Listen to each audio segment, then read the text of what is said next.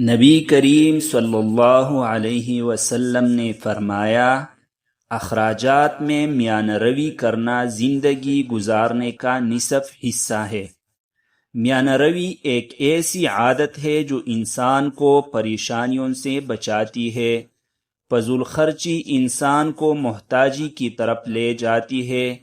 حد سے زیادہ خرچ کرنا آمدنی کے مقابلے میں نقصان دہ ہوتا ہے۔ مہینے کے آخر میں پریشانی سے بچنا ہے تو شروع میں اعتدال ضروری ہے۔ گھر کا سکون اسی وقت ممکن ہے جب مالی توازن قائم ہو۔ عقل مندی یہی ہے کہ آدمی ضرورت پر خرچ کرے، نہ کہ خواہش پر۔ میانہ روی نہ صرف پیسے میں بلکہ زندگی کے ہر شعبے میں فائدہ مند ہے۔ اسلام ہمیں سادہ اور باوقار زندگی گزارنے کی تعلیم دیتا ہے۔ میانہ روی سے بچت ممکن ہے اور بچت ہی آگے کی تیاری ہے۔ جو شخص خرچ میں اعتدال رکھتا ہے وہ دل کا سکون پاتا ہے۔ اللہ تعالی ہمیں اس حدیث پر عمل کرنے کی توفیق عطا فرمائے۔